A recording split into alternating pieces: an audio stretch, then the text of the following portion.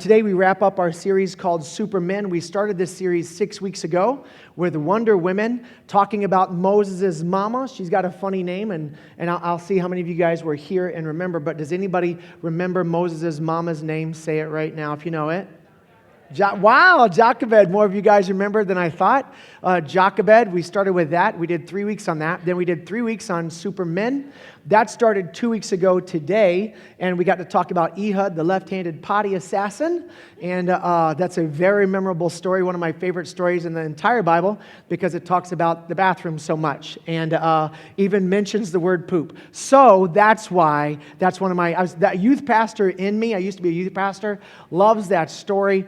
There's a lot of cool stories like that in the Bible that people don't even know about. Now, next week, we were supposed to start a series called Frequently Asked Questions, where we take a 3-week series and go over the things that people ask us most about. We're going to bump that for 3 weeks because of a new series that we, at the last minute, are throwing together called Villains. So I'm sticking with the superhero theme. So we did Wonder Women, we did Supermen. Now we're starting a new series next week called Villains, and I'm really excited about it. Now this series, Frequently Asked Questions, come from you guys. So if you're interested, go to thatsgrace.org/questions. And we really, and it's anonymous, so there'll be a place for you to enter 3 different questions that you have. So whatever you're struggling with, whatever questions you have about God, this church, faith, the Bible, your spirituality, I'm not claiming to have all the answers, but the sooner you get them questions in, the more time I have to research and find the answers. But that 3-week series is going to be completely driven by the questions you actually have. And so the 3 most often cited questions are the ones that we'll go over during that series. But like I said, we're bumping that. That's 3 weeks in the future because we're going into a series on villains. And I can't wait to go over this because there are some incredibly notorious bad guys in the Bible that are not famous. So I'm not going to hit any of like the famous bad guys. Like we're not going to cover Judas, the guy who betrayed Jesus. He's an obvious bad guy. We all know that one. I'm going to go for some of the bad guys, men and women, that you've probably never heard of or at least aren't very familiar with. And the way that I came up with this series is the way I wanted to finish the hero series was going over the 7 sons of Sceva in the book of Acts. And I remember that's just the 7 sons of Sceva. And the neat thing, and it was a Father's Day and everything, is that they were known for who their dad was. And I was like, that'd be awesome if our kids could be known for who as a father, if you know, my kids would know, like, well, yeah, man, those are the sons of Sean. Like, that would be a cool thing. Like, I want to be that kind of guy. And then when I actually started doing the research for the sermon, I found out that all 7 sons of Sceva were bad guys. So I was like, they're not heroes, they're bad guys. And their dad was a bad guy too. So that messed up the hero series. And that's where I came up with the idea for the villain series. Now, I don't know if we're going to cover the 7 sons of Sceva or not, but they're in Acts chapter 19. They were the kind of guys who wanted to use religion for personal gain. And we've never heard of anybody doing that before, ever, have we at all? That's just a 2,000-year-old problem. We're way past that now. But anyway, that's kind of how those guys became notorious. So we're not covering them. We're actually going to go over a guy today, a hero, a Superman, who's actually a kid. He's not even a man yet. And the Bible doesn't even give us his name, but he changed the world. Truthfully, this is the only miracle in the entire Bible that is covered in all 4 of the biblical narratives of the life of Jesus. The first 4 books in the Greek New Testament is Matthew, Mark, Luke, and John. And a lot of them will cover different miracles that Jesus did. But there's only one miracle that Jesus did that is covered by all 4 of those books. And it would have never happened without this nameless pre-adolescent kid. He becomes the hero that God uses, and he's the one that we're looking at today. If you've got your Bible, either in the room or online, go to John chapter 6, excuse me, and we'll go over the life of this, not the life, we don't know much about the life, but we'll go over this story about this kid and how God used him to make a difference in the world. And the idea behind this teaching today is the gap between where we are and where we need to be. And I don't know where you find yourself today. I know that there have been times in my life where we were seemed so hopeless that I felt like giving up. Like where we were was so bad. And I knew this isn't where I wanted to be. I didn't feel like it was where God wanted me to be. But where we needed to be, where I felt like God wanted me to be, just seemed so far out of reach we felt like giving up. I mean, the most dramatic instance of this is when Billie Jane was pregnant with Ryan. So we'd found out that just 2 weeks ago that we were pregnant. And so we just found out we were pregnant. I just found out I lost my job. And then we found out that we had 2 more weeks to get out of our apartment because it was a month-to-month lease is what we were in. It's just what I know that's not ideal, but it's what we had. So within a span of 2 weeks, we found out we were pregnant, I lost my job, and we lost our house. And my wife lost her flipping mind. Now, there have been different times in our life where she had felt like she was losing hope, and I didn't. And there were times in our life where I felt like I was losing hope and she didn't. I don't know if you're a fan of the Office series or not, but you might remember when Michael Scott and Pam Halpert went out to go start Michael Scott Paper Company. That episode when they start the company, Michael loses it and Pam is the rock. And then at the end of the episode, Pam lost it and Michael kept it together. And if you have no idea what I'm talking about because you're not a fan of the Office series, you need Jesus.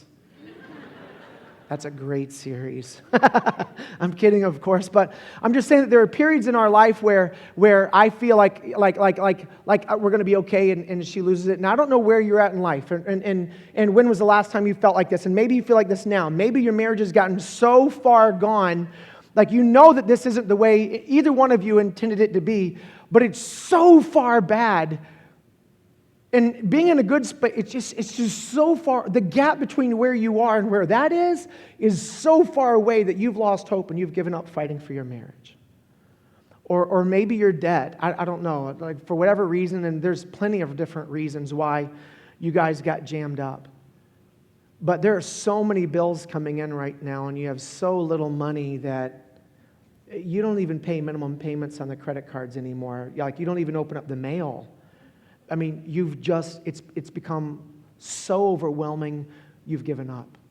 Or maybe you and your relationship with your parents have become so sour, like you haven't talked in years. I say, how's your relationship with your dad? And it's bad. It really is bad. Or maybe a mom, or maybe a brother or sister, and you haven't talked in years, and you know this isn't the way it ought to be. But how to fix it, man? Like this is just like seriously, you've given up. Like this is just the way it's going to be right now. Or maybe you're depressed. And I don't know how you fell into this funk. And you know that I don't think I've always been this unhappy, but you just can't remember the last time you were. And you just don't know how to get out of it. And what everything that needs to happen for me to be okay with who I am is just so far out of reach. It's just not going to happen. Like, this is my life now. This is it. And it's not like you're hoping to die or anything. I mean, you're not like, you haven't lost it yet. But like if you did die, okay. I don't know if you've ever been in any of those places, but if you've ever been in a spot that you knew was bad or unhealthy and you just didn't know if there was any way you could ever get out, then I think you picked the perfect weekend to be here. John chapter 6 opens up with a story where what's going on, while it might not be as dramatic as your situation, the gap between where they were and how they were going to get it solved was so big, there was no humanly speaking, there was absolutely no way possible there was going to be a way to fix this. And like I said, it might not be as dramatic as your situation, but I believe that there's some lessons we can learn here that might help you in your situation. So John chapter 6 and verse 2 starts off this way. A huge crowd kept following Jesus wherever he went because they saw his miraculous signs as he healed the sick. And this makes perfect sense to me. Jesus didn't need a PR company. Jesus didn't do Facebook ads. He didn't do Google AdWords. He didn't do mailers. He didn't need to do any of this kind of stuff, because once he started healing people of the diseases that they had and the brokenness that was on the inside, word spread. So if you found the solution to some huge problem in your life, you become like contagious. It bubbles up on, like you can't shut up about it. Like if something great, like if you won the lottery, everybody in your life would be sick and tired of you 2 weeks from now because that's all you're talking about. It's how lucky you are. And truthfully, we all hated you the first day we found out because you got lucky and not. I'm just saying. But if I found out I could go somewhere else and win the lottery, like I would go there. And truthfully, if you've got some kind of disease back in those days, before modern medicine, and there was somebody who could heal you, somebody could hit you. Somebody could, I don't know, hit you. If that makes me better, go ahead, punch. If you found somebody who could heal you and make you better, I mean, that is like hitting the lottery. You know what I mean? Like if you found out you got cancer, would you rather keep cancer and hit the lottery, or would you rather be healed from cancer? I mean, you'd rather be healed from cancer. So, I mean, like when Jesus starts healing people, word spreads. He don't need no PR guy. That was PR enough. People came from everywhere to find Jesus. And truthfully, this is still the way that we are. Like I had a hip replacement 4 weeks ago on Friday. So if you want to get a hip replacement or a knee replacement, where do you go? Everybody knows, where do you go? New England Baptist Hospital. That's where you go for a hip replacement. If you got anything wrong with like from here up, where do you go? You go to Mass General, Mass Eye and Ear. Everybody knows. You're going to have a baby in the South Shore, where do you go? South Shore Hospital. Like everybody just know, like if that's the problem, then that's where you go, and everybody just knows that. They don't even have to advertise anymore because word is spread. If you've ever gotten a hip replacement, you recommend New England Baptist. You just do, because that's the best place to get the and that's not a commercial for them. I'm just saying that in the same way that we spread good news about things that have happened to us, they were doing the same things back then. So it doesn't surprise me at all that huge crowds followed Jesus. That's actually just makes sense to me. Go down to the next verse, verse 3. So then Jesus climbed a hill and sat down with his disciples around him, and it was nearly time for the Jewish Passover celebration. Jesus soon saw a huge crowd of people coming to look for him. So when he first sat on the hill, the huge crowd wasn't around him. So how does this make sense that he was healing people? There were people all around him. Then he was on a hill by himself. We know from comparing this story of this is actually known as the feeding of the 5,000. That's how this miracle is known. And in reading this in Matthew, Mark, and Luke, you find out that he spent all day long healing people all day. And at some point, obviously, according to John, he got alone. So I don't know what that looked like. So Jesus spends all day long healing everybody. There's nobody left who needs to be healed. Jesus goes off stage. They in the crowd wait for the encore. He doesn't come back up for the encore because homeboy went to his trailer for a rest.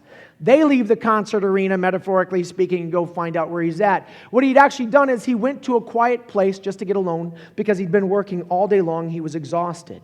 He goes up on the side of the hill to have a rest with his disciples, and the people ain't done with him. They come find where he's at, and they all start to get around him. So back to the passage of Scripture. Jesus soon saw a huge crowd of people coming to look for him. Turning to Philip, he asked, "Where can we buy bread to feed all of these people?" And he was testing Philip because he already knew what he was going to do. And I want to stop right there because this isn't a major point in the teaching today, but I think it's a major point in our lives that we need to get. The reason why in that moment when we found out that Billie Jane was pregnant, I lost my job, and we lost our apartment, the reason why in that moment I was able to hold it together is not that I had supreme confidence in my ability to bounce back from difficult times. In that moment I was able to look at Billie Jane. I said, Billie Jane, did God know this was going to happen to us, yes or no? Yes. Then does he have it taken care of, yes or no? The answer is yes. So here's this huge problem. There's 5,000, by the way, we're going to find out in a minute there's 5,000 people, and that's men only. Who knows how many people there were? And they've been hanging out all day, and nobody has had anything to eat, and they're all starving. And then Jesus puts the problem on Philip's back. Dude, fix this problem. And he starts to freak out. And God checked in with him, made him aware of the problem. And when God made him aware of the problem, God already knew how he was going to solve the problem. What I want you to know is, while you're freaking out because you got cancer, and the reason why we're freaking out is because we don't know how this is going to work out. The reason why we freak out when we lose our job is because we didn't have another job waiting on us. The reason why we freak out when we get into debt is because we don't have this large savings account ready to pay it off. Like, we freak out on our end, but did God know you were going to get cancer, yes or no? Did God know your husband was going to leave you, yes or no? Did God know your parents were going to get divorced, yes or no? Was he up in heaven freaking out because he was caught off guard, yes or no? No. Then does he have it covered, yes or no? Then do you trust him, yes or no? You see what I'm saying? It's like when I was a little kid, I lived in Daytona Beach. Actually, I lived in a town called Holly Hill, which is right outside of Daytona Beach. So I was born and raised in Florida, and we went through several different hurricanes, but the hurricane that I remember most was Hurricane David. And Hurricane David was ferocious. It was in 1980, and I'm dating myself, I know. But it was we were in Holly Hill, and my mom and dad put us, me, Brian, and Misty, they put pillows and the sofa cushions around the sides of their walk-in closet, and then put pillows on the floor, and then put us in the closet for about 4 hours during the hurricane. I don't really remember much of the hurricane, so maybe it didn't really exist. Maybe they just threw us in the closet for 4 hours so they could get some peace and quiet. Now that I think back on it, I don't remember the storm at all. I really don't. Maybe my mom and dad are just horrible people. But they were sipping wine and leaning back in their chairs and peace and quiet on a Saturday. So there was actually a hurricane every Saturday that summer, as I remember. Not actually, but it was Hurricane Dave. And I remember when the eye of the hurricane passed over us, and Dad came in and opened up the closet and let us out, and we went outside, and it was sunny. What was really weird about the hurricane is that there was no wind.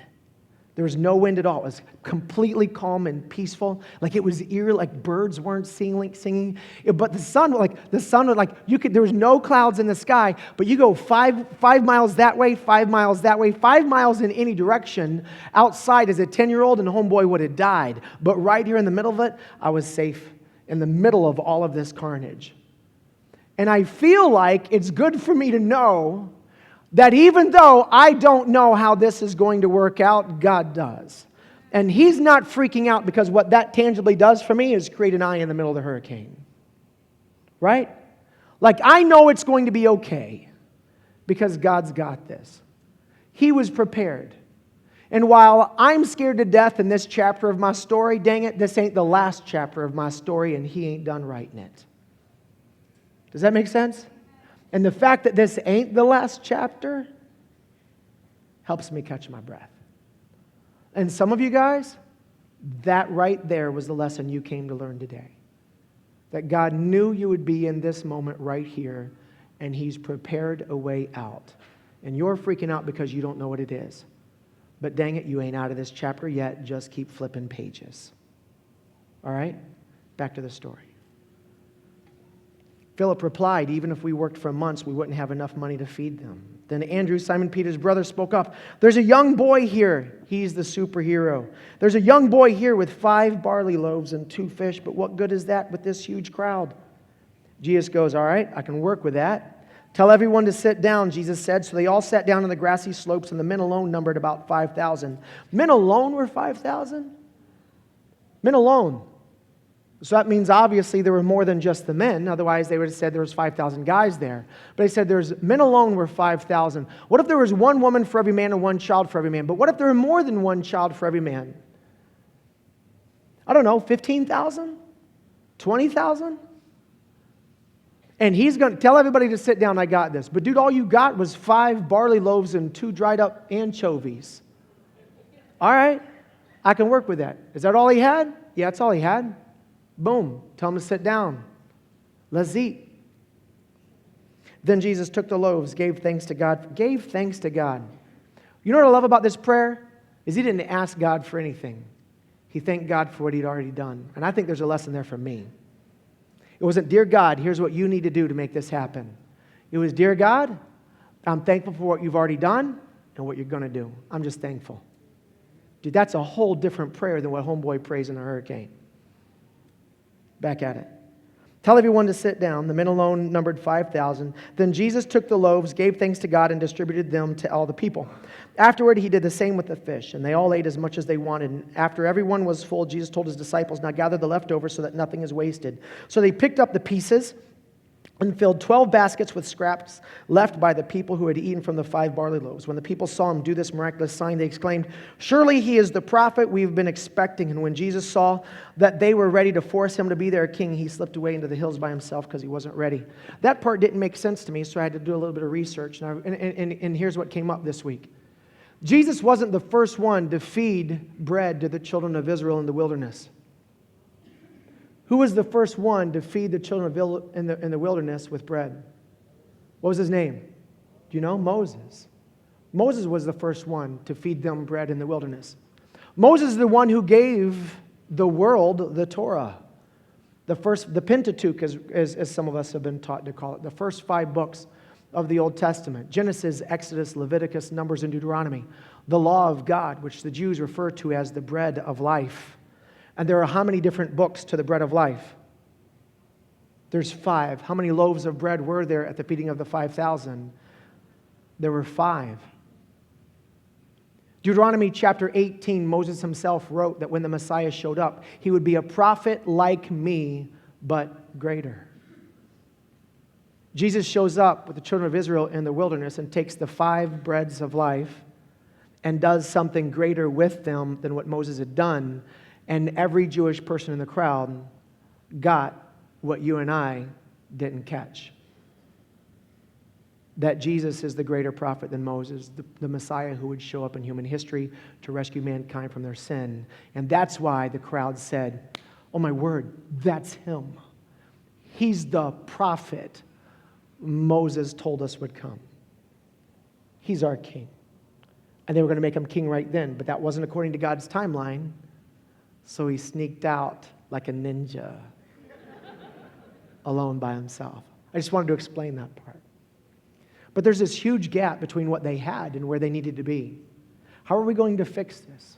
And I believe for a lot of us, there's this huge gap between where we are and where we need to be, where our marriage is and where our marriage should be, where our relationship with our parents is and where our relationship with our parents should be, where our debt is and where financial health is. There's this huge gap. And what I want you to know is that God is not intimidated by the gap between where you are and where He's calling you to be.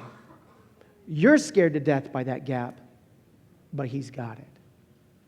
He ain't intimidated by that.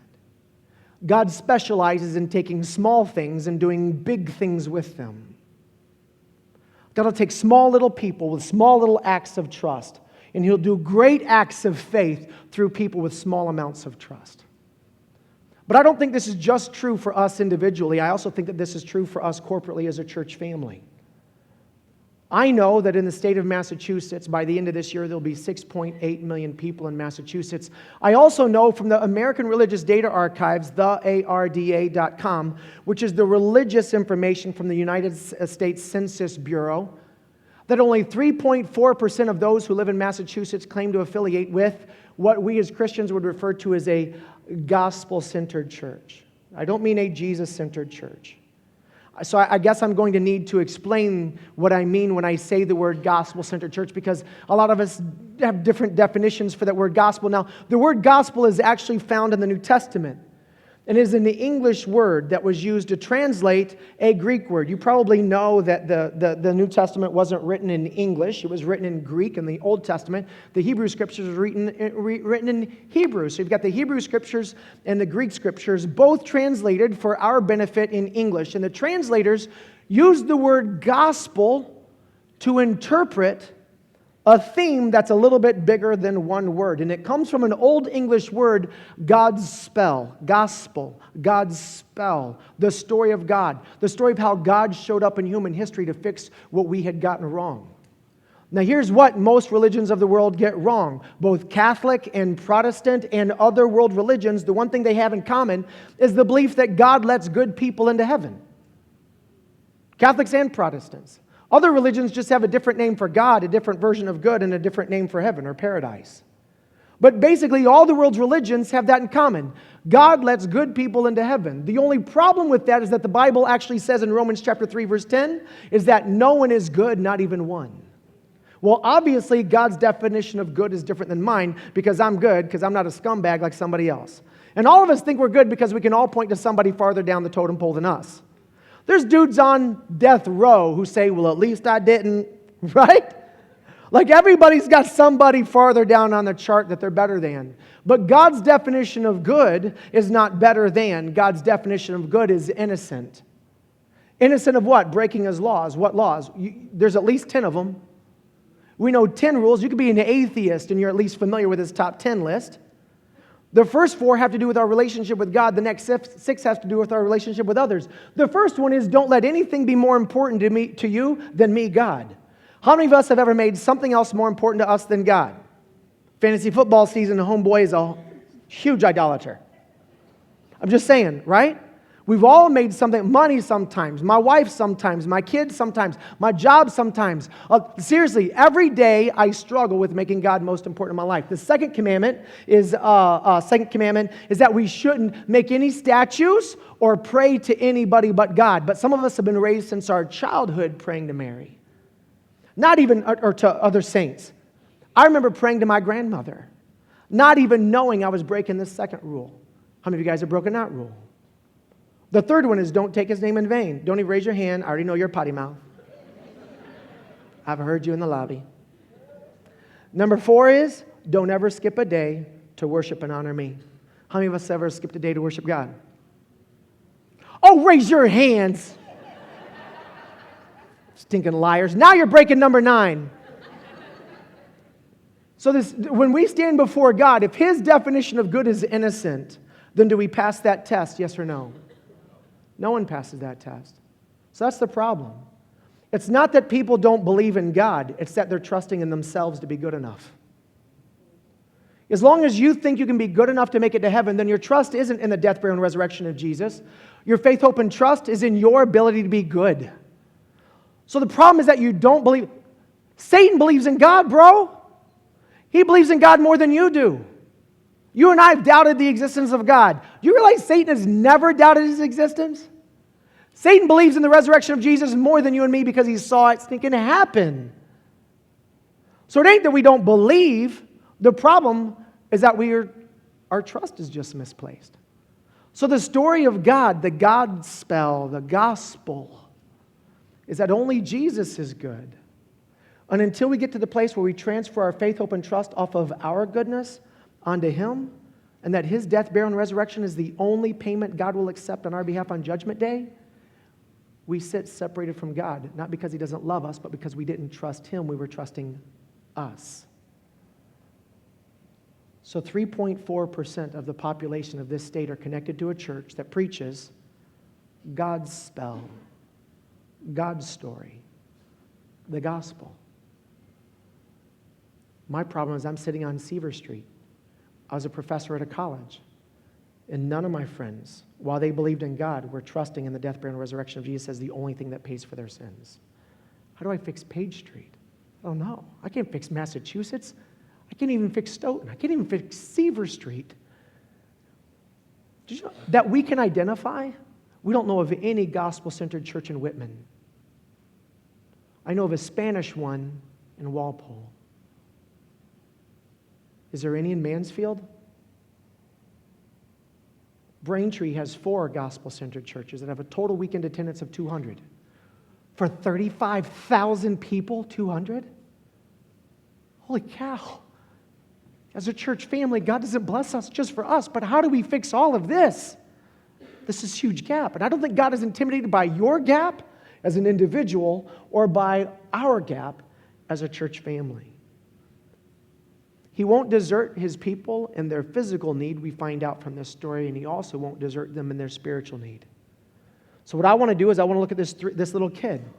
Why did God choose what happened with this little boy and how He used this little boy's act of faith to take care of 15,000 people? Why did God? What was it about this? So we're going to look at 3 things. Who the kid was, what the kid did, and what God did because of it. So I'm going to start with the first one, who the kid was. What I know about this kid is that Jesus had this kid planted before the problem was ever known. Because when Jesus first identified the solution, the Bible says, because He already knew what He was going to do. Jesus already knew there was a little kid there who had a lunch and he hadn't touched it all day long. He had somebody planted. What you need to know is God already has the solution planted in your life. Now, I don't know what it is yet, but you just haven't got to that part of the story. Now, some of us have already been jammed up at some part of our life, and somebody that God had planted in our life showed up. I remember when I was a kid, I made the basketball team. I was in 7th grade, and I made the basketball team in brown Hush Puppy suede shoes. How many guys remember Hush Puppy shoes? Raise your hand. Those of you guys who are my age or older, you know what I'm talking about. Those who are my age or younger, Google it, and you'll find out how in the world did that kid make a basketball team wearing those? Because homeboys got game. That's how I did it. That's not true. As a private school, everybody made the team. But anyway. That's actually the first time I ever told you guys that. But it's true, everybody makes it. So Sunday night, we're doing family devotions, and we're sitting around the table, and Dad asks, he says, hard, medium, or easy. We get to ask questions. Dad comes up with anyways, the way our family talked about God was really cool. And then I said, so for prayer time, I said, I need basketball shoes for tomorrow. I need basketball shoes. I made the basketball team, and Dad said, when do you need them? And I said for tomorrow, because that's just what kids do. We wait till the last minute. And we didn't have any money. I didn't know this, but my dad hadn't collected a paycheck from the church he was a pastor of for 9 months. The church was in crazy debt, and a lot of the people in the church didn't know it, but the bank was going to repossess the property. So Dad was taking his check. My mom was cashing it at the grocery store and giving it back in the offering in cash so that nobody would know he was doing this, because he didn't want he didn't want to get credit for it. But I didn't know this. So I need shoes for tomorrow, and everybody goes around the room and we prayed. Dear God, help us to have enough money for Sean to buy shoes tomorrow. That's a scary prayer for a dad to pray in front of his kid. Because what if the money don't come? What does that do to his 12-year-old's faith? That's risky. The next day, my dad gets a check in the mail from somebody he hadn't talked to in years with a check for a note for 25 with a check for $25. So, Ron, I know I haven't heard from you forever, but I felt like God wanted me to do this, and it's not much. I just hope it's a blessing. My dad picked me up from school at 3 o'clock because the girls practiced from 3:30 to 5. Our practice didn't start till 5, and he took me to the mall. And back then, you could buy high tops for $25. But here's what I want you to know. God planted that person on Wednesday, and the problem didn't show up until Sunday. You see what I'm saying? And what I'm telling you is there's been times in your life where you went through hard times and somebody sent you a note, they made a phone call, they wrote you a check, they called you up or they sent you a text. It's exactly what you needed in that moment. And what I'm telling you right now is you haven't considered the possibility that you might be the plant in somebody else's life. You ever thought about that? God put in your heart to write them a check and you were afraid what they were going to do with it. And what they do with it is none of your business. God put the idea in your heart to send them a check and you ain't done it yet. You're the plant. You best stand up. You know you should have helped them out and you didn't. There's somebody in your life who offended you and you know they feel bad about it because they've been kissing up to you ever since. And you've been enjoying the way they've been groveling because it satisfies your pride. And they just haven't asked for forgiveness yet because they don't want to bring it up because it's so uncomfortable and painful. And you know they feel bad. And God planted you and put it in your heart to forgive them and you just haven't done it yet. Dang it, you're the plant. Forgive them. You're the person God may have put in somebody else's life, but it'll never happen unless you step up and offer your sack lunch. You got a sack lunch, you just ain't given it yet. What's a sack lunch? Who's got? Now I don't know why this kid did this. We don't even have the kid's name. Why did he do it? I have no idea. Why was it a kid? Because I think honestly adults wouldn't have done it. If there's 20,000 people and I brought a sack lunch, I ain't even taking it out of my backpack because I know you're going to mug me. I will get stabbed by somebody in this crowd. I guess Jesus could heal me after he got stabbed, but I ain't going to bring out my sack lunch. You mean tell me out of 15,000 people, nobody had food? I bet somebody did. There's just only one kid who was willing to give up his. Now, why does the kid do this? I don't know. My son Ryan, yesterday, Lauren went to Colorado Springs with my wife's sister. Flies out all of the kids when they graduate to spend a long weekend with her and her husband. And so hers was yesterday. And Ryan and I were up till 12:30 on Friday night finishing the series Office, series 9, episode 23. And he was like, Dad, there's only one more. Let's stay up. So I was like, all right. So it's 12:30 Friday night. We go to bed. We're up like 7 in the morning. And Ryan doesn't wake up until lunch on Saturday. So I didn't even bother waking him up when Lauren left the house. But you know who did wake up? Ryan. We're about to leave the house. Ryan wakes up like a zombie, walks into the kitchen, doesn't say a word. Like, hey, bud, what are you up? Doesn't even answer anything, just walks over to his sister, hugs her, and says, I love you. Right? Who is this kid? And then he turns around, walks back upstairs and go to bed. And I love when little kids do crazy, generous things. And that's exactly what this kid did in that moment. We don't even know his name, and it doesn't matter. But throughout all of history, and in your life, God has somebody planted. And throughout all of history, God has somebody planted. God knew that somebody needed to fix Israel and Egypt. So he goes to a shepherd. He says, I stutter. And God goes, what do you got in your hand? I got a stick. Throw the stick down. The children of Israel being oppressed by the Philistines. A kid who's 14 years old, probably pre-adolescent, has not even been taught to fight. Says somebody needs to do something. And God didn't even say him. It must be me. Well, you you've never even been trained to fight anybody. God says, what you got in your hand? I got a slingshot. Fine, David, I can work with that. What do you got in your hand? He comes to Samson. What do you got? He struggles with alcohol, by the way. So he wasn't even a holy person. He was just a person who was willing to do something. God says, what do you got in your hand? I got a donkey jawbone. Start swinging it. Comes to Shamgar. So what do you got? I got an ox goad. What do you got in your hand? You got something. You got time. You got talent. You got resources. You got opportunities. You got an education. You got a job. You've got friends. You got family. You got something. It's just in your hands, not in his. That's why you're stuck. You got something. If you have the bread of life in your heart and you are willing to be used by God, being a nobody won't prevent God from using you. But be careful that you don't jump to the front of the line too soon. Don't be eager for this. God says those who promote themselves will be abased, but those who humble themselves will be exalted. God knows who you are. He knows your address. He knows where you're at. He knows if you're faithful. You know what you need to be? If you want to be this little boy, if you want to be the Superman, if you want to be the Wonder Woman, you know what you need to be? You need to be faithful with what you got right now. That's what you need to do. You need to be faithful. Because if you're faithful with little, you'll be faithful with much. But if you're not faithful with little, why would God give you more to be unfaithful with? Some of us say, if I had more money, I would be generous towards God and others. No, you wouldn't. Because there's people in this room who have millions of dollars, and they're just as selfish as you are. While you're afraid of not having enough, they're afraid of losing what they've already gained. You're both selfish, you both don't trust God. It's just opposite sides of the same coin.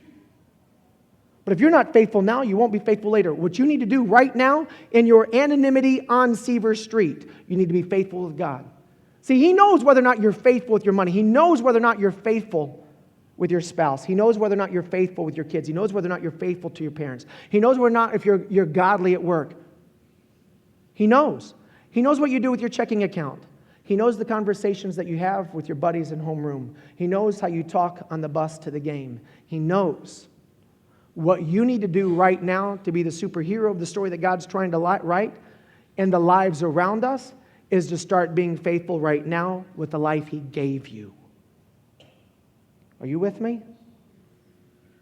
No one thought that this would amount to much. And I hate this, but the little kid is the only one who had the guts to give 100% of his lunch. And then Andrew has the gall to speak bad over it. Yeah, what's that? It's nothing. Dang it was everything he had. That's what it was. See, he was looking at all they didn't have. The little boy was looking at what he did have. And guess who else was looking at what he did have? It was Jesus. And I don't know, there's a possibility that God's put something in your heart to do, but there's a little voice whispering in the back of your mind, who do you think you are? You're nothing. You're nothing. You're dirty. You're a jerk. Who do you think you are? You have no right. Some of us know that it's us that God wants to reconcile our family member. Some of us know that it's us that God wants to fix the situation. But we got that voice in the back of our head. Whose voice is that? For some of you, it's your dad's voice. You're an idiot. You're stupid. For some of us, it's a mom. For some of us, it's bad voices. For me, it's not even a parent. I had great parents. But for me, the voice is Jimmy Pelkey from 7th grade. Picking on me. No one likes you. No one likes you. No one likes you. No one likes you. No one likes you. Sorry. We've all got brokenness in our heart. And I know whose voice is behind that whisper keeping you down. It's not your dad, it's not your mom, it's not Jimmy Pelkey. It's Satan. He ain't afraid of your little bit of lunch, he ain't afraid of your big lunch. He's just afraid of you giving any of it to God because he knows what God can do if you gave him your whole lunch. So he says, don't do nothing, don't do nothing, don't do nothing, don't do nothing, don't do nothing. You can't. Why? Because if you did what only you could do, God would do what you can't. And that scares the crap out of him. So do it. Don't listen to that voice. It's the enemy whispering. The boy was willing to let go of what he had. Are you? Are you willing to let go? Because most of us as adults, we had 5 loaves and 2 fish. We would have taken those loaves and hidden a couple of 2 just in case this didn't work out for us. Am I right? Yes or no? Yeah, we do that. We hedge our bets because we honestly don't fully trust God. And that's why He's not using us. See, the more you do for God, the more God will let you do for Him. And God knows how to take care of selfless people. And He knows who He can trust with more responsibility. He knows who He can trust with more opportunities. He knows who He can trust with more finances. He knows who He can trust with more relationships. He knows who He can trust and who He can't. And the neat thing is, you get to decide which person you're going to be. Next thing I love is that the kid gave all that he had to God. What was once associated with the kid now belongs to Jesus. Your brain, your talent, your money, your influence was yours, but whose is it now? See, I'm afraid that if I use my leverage, my connections for the glory of God, I might lose some of that influence. I'm afraid that if I give some to God, that I won't have enough for me. But the story of this little boy reminds me that the more I give to God, the more I have for me and others around have for them. But the more selfish I am, truthfully, over the course of time, the less I have. How many of us struggle with this? How many of us say that we've given our life to God? Hold up. You've given your life to God? Your life to God. You've given your whole life to God. Prove it. Let me talk to a couple of people you work with. Let me talk to your friends who follow you on social media. The ones that you don't block on Snapchat. Let me see last month's bank account. You've given your life to God? I call BS. I struggle with that. This is why we get stuck. Because we're keeping our lunch. My life is for me and my glory and my good. And God says, fine. Have it your way. Jesus gave thanks to God for what the kid had given. And that blows my mind that Jesus gave thanks to God for that. It's just 2 stupid fishes and 5 loaves. But he wasn't thanking God for just 2 stupid fishes and 5 loaves. What he was thanking the Father for was what he was going to do with what he'd been given. Now listen, I'm never going to be a Paul. I'm never going to be a Peter. I'm never going to be a Billy Graham. And I'm okay with that. But dang it, I can be the nameless kid who gives 100% of his lunch to God. I want Jesus, God the Son, to look at God the Father and say, thank you, Father, that Sean gave me all of him. Not because Sean has anything, because Sean's just got 2 pieces of fish and 5 loaves of bread. But it's what God can do with Sean if Sean gives all that he has to God that he's thankful for. C.S. Spurgeon, he's a famous preacher from the 1800s, put it this way, and he compared it to a cask of alcohol. Now, I don't know why he did this, but in his writings, he referred to it as a cask of alcohol, and he was talking about the different sizes of the casks. So you've seen small casks of alcohol, you've seen big ones, and you guys know that there's big, gigantic vats of them. What you might not know is that there's 8 different names for the 8 different sizes in which alcohol comes from, and if you're offended by that, put milk in there. It'll probably work the same. But there's a gallon, there's a barrel. A barrel, I don't know if you know this or not, but is 31 gallons. And a ton, T-U-N, cask, is 216 gallons or 6 barrels. That's what sorry about the math. The point is that he's trying to make is that each of us have different types of capacity. Some of us are these gigantic ton casks. And we've got all kinds of opportunity and leverage and resources to be a blessing to a lot of people. And some of us just have a gallon jug. Some of us are just a barrel. We've just got 31 gallons. That's all we've got. And he says the difference isn't the capacity we have to be a blessing to others. It's where we tap the keg that makes the difference. Because some of us have a huge capacity to be a blessing to others, but we tap the keg way up high. And we say we got the nozzle fully open to God, but we've got the nozzle fully open to God with only this much margin. And there's others of us who are just a little barrel, but we put the tap at the bottom of the barrel. And what he says is God can get more out of a barrel that's tapped at the bottom, that's smaller, than a bigger one that's tapped at the top. So the question to me isn't, how much capacity do you have for the glory of God and the good of others? The question I have to ask you today is, where's your barrel tapped?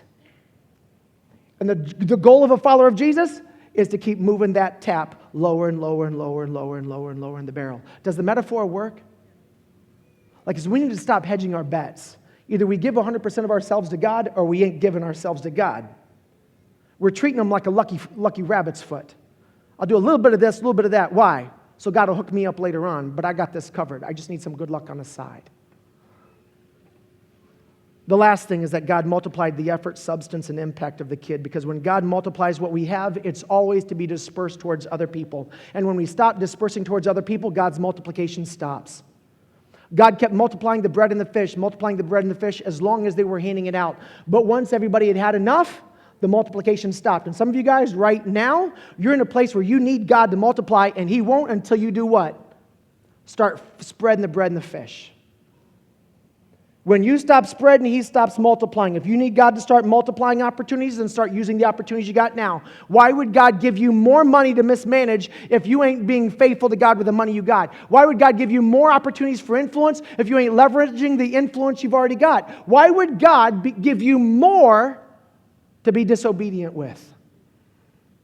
He multiplies when you spread. When you stop, He stops. You have no idea what God has in store for you, and I didn't either. When we moved on to Seaver Street, all I knew is this. I really did love God. I struggled with sin, but I love God.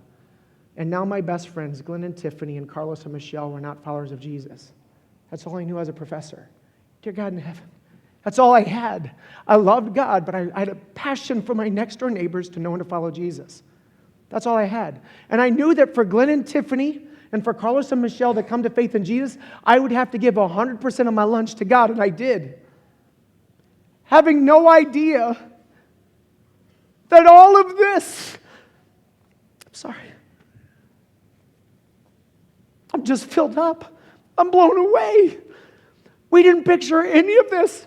I just wanted Carlos and Michelle and Glenn and Tiffany to find Jesus. That's all I wanted. But when I gave my lunch to Jesus, He said, I got a whole lot of other awesome stuff planned. And hold up, this clapping isn't for me. It can't be. It's for God, because you have no idea the story He wants to write in your life.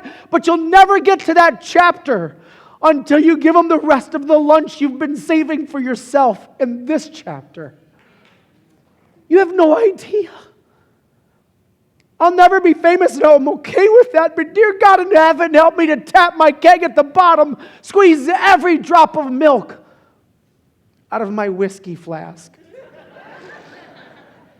Every drop. I don't know what God's got planned for us, but if Grace Church ever gets selfish, God will go, I'm moving my Holy Spirit on, because you guys have stopped focusing on people who ain't here. All you care about is getting your own needs met when you are here. I'm done with you. When we stop spreading, God stops blessing. So we will bless every church that gives the gospel that is in need. We're starting a church in Braintree. There's 2 other churches starting in Braintree at the exact same as us, and we've given both of them thousands of dollars. It's exactly as God would have it. We will do anything we can short of sin to make sure everybody we know, love, and care about gets one chance to know and to follow Jesus. One chance. That little unnamed boy, by giving his basket to Jesus, revealed who Jesus was to 5,000 people, at least. And I believe that God wants to do the same thing in your life. The more talent and ability you give to God, the more talent and ability you'll have. And the more you do for God, the more God will let you do for Him also. Young adults, my encouragement to you is don't wait until you're old to try something courageously outrageous for the glory of God and the good of others. Teenagers, dream big. I went to college with a guy named Jim Capaldo who moved to a new school in Wisconsin when he was a senior in high school. And by the end of his senior year, 31 of his new friends that he had never known before had become followers of Jesus. Don't tell me Jim Capaldo is the only guy that God can use. Jim Capaldo is just the guy who gave his lunch to Jesus, and he said, I could use that. Give God your senior year. Give God 9th grade. Give Him 6th. I guess my voice is changing. Give Him your apartment account. Give Him your new job. Give Him your education. Give Him your career. Give Him your influence. You finally worked yourself up to a place where you have respect in your career. Leverage that respect for the glory of God and the good of others. Why do you think God gave you that? Use your resources for His glory and others' good. Can you imagine if our entire church was filled with people who lived like this kid? What kind of a difference God would make?